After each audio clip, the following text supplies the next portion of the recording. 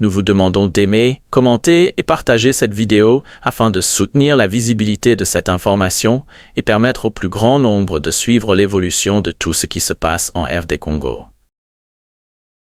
Un homme identifié sur les réseaux sociaux sous le nom de Mugeyo Ndayi aurait été interpellé à Likasi par les services de sécurité congolais selon plusieurs publications diffusées en ligne.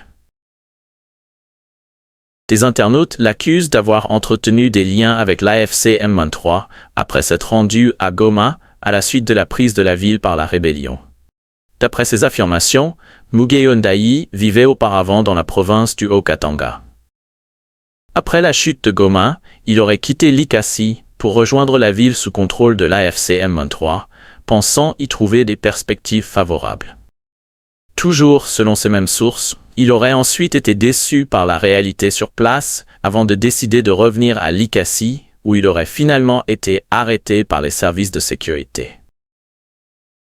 Les publications qui circulent sur les réseaux sociaux affirment également que l'intéressé serait un neveu de Moïse Nyarugabo, ancien responsable politique, et invitent à consulter ces publications sur le réseau social X pour étayer les soupçons portés contre lui.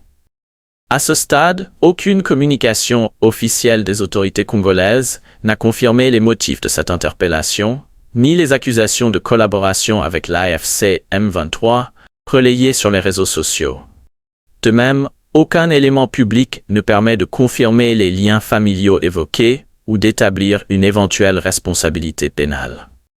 Dans l'attente d'informations officielles ou d'une décision de justice, ces accusations doivent être considérées comme des allégations et traitées avec prudence.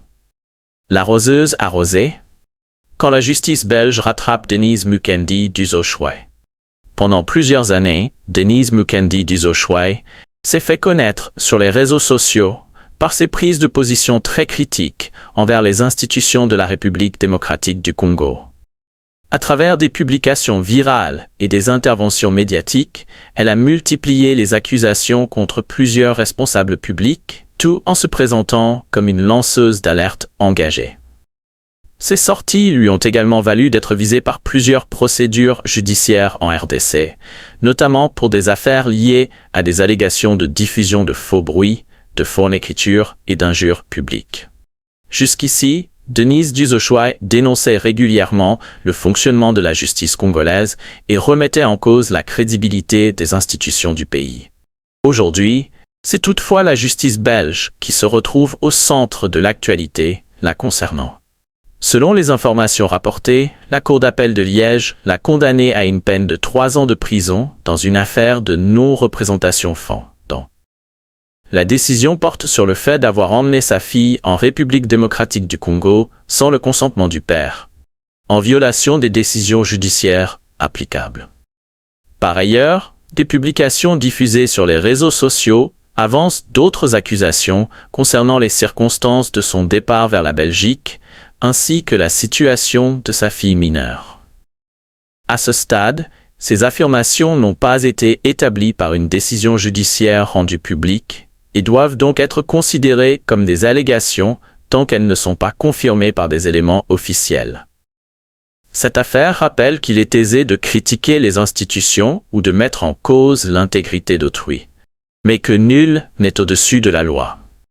Dans un état de droit, la crédibilité d'une personne ne se mesure ni au nombre de ses abonnés, ni à son influence sur les réseaux sociaux, mais au respect des décisions de justice. La liberté d'expression demeure un droit fondamental.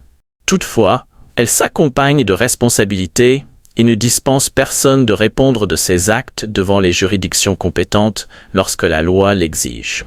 Quelle que soit la notoriété d'une personnalité publique, la justice est appelée à s'exercer sur la base des faits, des preuves et des décisions des tribunaux. C'est ce principe qui constitue le fondement de tout état de droit. Et, opérant dans l'Est de la République démocratique du Congo, suscite de nombreuses interrogations. Certains analystes estiment qu'un repositionnement stratégique pourrait être en cours, avec une mise en avant croissante du nom Twirwaneho ou MRDP Twirwaneho. Tandis que la référence à l'AFC M23 semblerait devenir moins visible dans certaines opérations menées dans les hauts plateaux du Sud Kivu. Selon cette lecture, il pourrait s'agir d'une stratégie de rebranding destinée à atténuer l'image fortement dégradée du M23 sur la scène internationale. Depuis plusieurs années, le mouvement est associé, dans différents rapports internationaux, à de graves violations des droits humains, ainsi qu'au soutien militaire du Rwanda, des accusations que Kigali conteste.